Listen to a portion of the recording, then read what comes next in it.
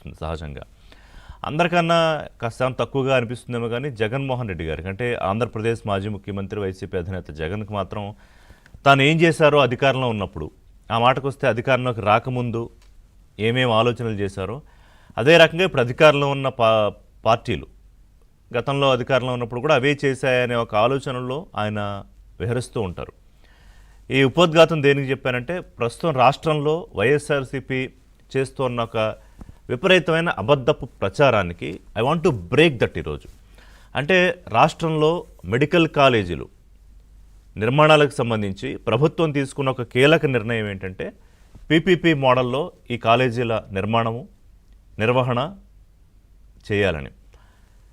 దానికి వైఎస్ఆర్సీపీ జగన్ వాళ్ళ ఆరోపణలు ఏంటంటే, ఇదిగో ఇందులో పెద్ద స్కామ్ జరిగిపోతుంది, ఇదిగో పేద విద్యార్థులకు సీట్లు ఉండవు, ఇదిగో మేము ఇన్ని మెడికల్ కాలేజీలకు కట్టేసాం, వాటిని పడగొట్టి మళ్ళీ ఏదో చేసేస్తున్నారని. నేను మీకు ఇక్కడ విజువల్స్ చూపిస్తుంది ఏంటంటే, జగన్ ఏదైతే చెప్తున్నారో, ఆ పార్టీ నేతలు ఏదైతే చెప్తున్నారో, ఇదిగో మేము 17 మెడికల్ కాలేజీలకు సంబంధించి నిర్మాణాలు చేసేసాం, ప్రపోజల్ 17, అందులో 10 ఎన్నో కట్టేసాం, అక్కడ బ్రహ్మాండంగా క్లాసులకు కూడా వెళ్ళిపోతున్నారంటే అదిగో ఇక్కడే క్లాసులకు వెళ్తున్నారు, అక్కడే క్లాసులకు వెళ్ళి డాక్టర్లు అయిపోతున్నారు అందరూ. అంటే ఒక అబద్ధం చెప్పేటప్పుడైనా ఎంతో కొంత దానికి ఒక ప్రూఫ్, అంటే చెక్ చేస్తే దొరికిపోకుండా ఉండడానికైనా చూసుకుని అబద్ధం చెప్పాలి. కానీ జగన్ ఆయన ఏంటంటే, ఆయన బాటే, ఆయన పునాదులే అవాస్తవాల అబద్ధాల పునాదుల మీద నిర్మితమైంది ఆయన రాజకీయ జీవితం. అందుకనే ఈ పునాదుల దగ్గరే ఉండిపోయాయి మెడికల్ కాలేజీలు కూడా. అసలు వీళ్ళ గగ్గోలంతా ఏంటి? సరే, ఇది ఎంతవరకు నిర్మాణం పక్కన పెడితే వీళ్ళ గగ్గోలంతా ఏంటి? పీపీపీ అంటే అసలు తెలుసా జగన్మోహన్ రెడ్డి గారికి?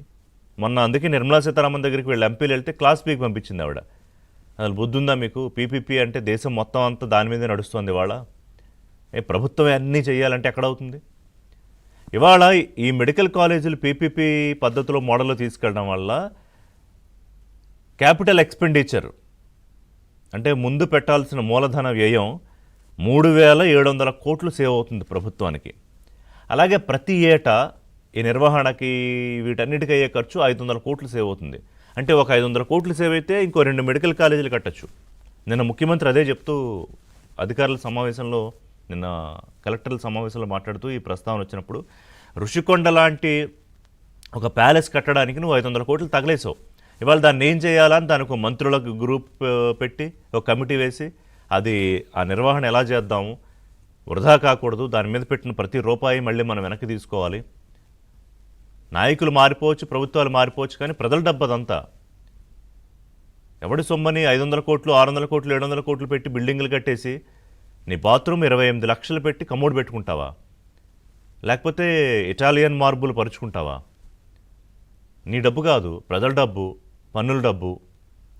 ఇప్పుడు దాన్ని ప్రభుత్వం మంత్రులు నిన్న నిర్ణయం తీసుకుంది ఏంటంటే, ఒక 7 స్టార్ 5 స్టార్ హోటల్ రేంజ్ దానికి ఇవ్వడానికి, లీలా ప్యాలెస్ హోటల్స్కి, టాటా గ్రూప్కి ఇవ్వడానికి.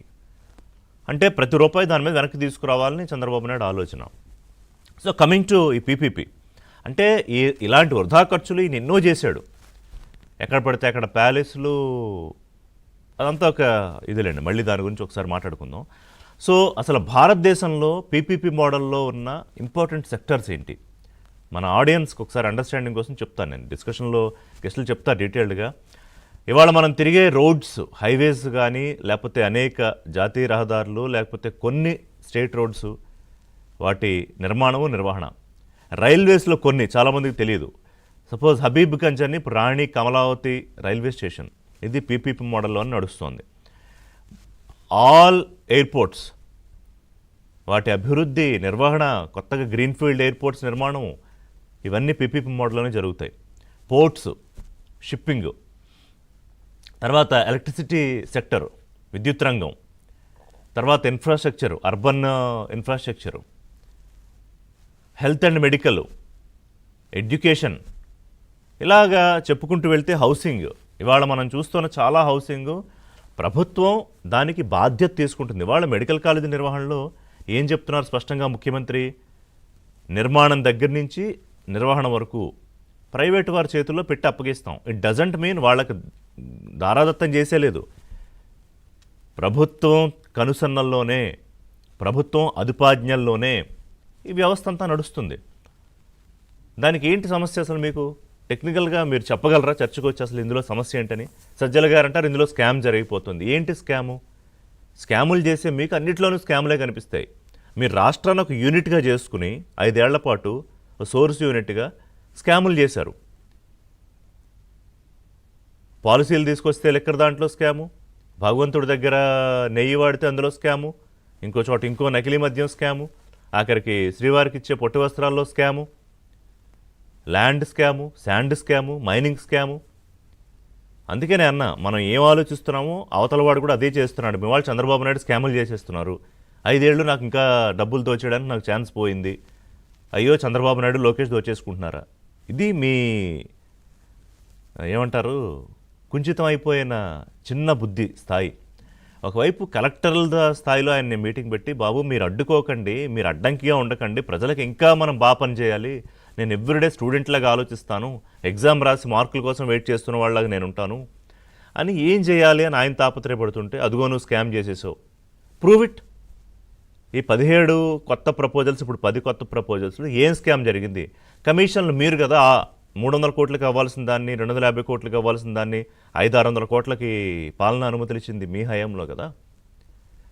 ఇప్పుడు 1 కోటి సంతకాలని పెద్ద వెహికల్స్ పెట్టేసి మొత్తం అందరూ సంతకాలు పెట్టేశారట, ఈ కాలేజీలు మాకు వద్దు, ఈ కాలేజీలు మాకు వద్దు అని. చూపించండి ఆ సంతకాలు ఎవరు పెట్టారో. మీ వైసీపీ కార్యకర్తలు, నాయకులు పెట్టారా? మీరు 10 ఆటోలు పెట్టి అందులో కట్టలు పెట్టి సంతకాలు పెట్టేశారంటే పిచ్చోళ్ళ ప్రజలు నమ్మడానికి. Take a short break. అంటే స్కాములు చేసే వాళ్ళకి ప్రతిదీ ఆ స్కామ్ కళ్ళతోనే చూస్తే అఫ్కోర్స్ ఇరిటేషన్ వస్తుంది ఎవరికైనా. ఏదో ఒక మంచి ఒక ఇన్నోవేషన్ కొత్తగా తీసుకెళ్దాము, ప్రభుత్వానికి డబ్బు సేవ్ చేద్దాము, దాన్ని ఇంకో దానికి ఖర్చు పెడదాము అని ఆలోచన ఒకవైపు చేస్తుంటే, అదిగోని డబ్బులు తినేసావు. ఇంతకుముందు ఆ విద్యారంగంలో కొత్త పాలసీలు తీసుకొచ్చినప్పుడు అదిగోను డబ్బులు తినేసావు, లోకేష్ జేబులోకి 200 కోట్లు వెళ్ళిపోయాయి. ఇప్పుడు చంద్రబాబు జేబులోకి 500 కోట్లు వెళ్ళిపోతున్నాయి. మీ జేబుల్లోకి కదా వేల కోట్లన్నీ వెళ్ళిపోయాయి.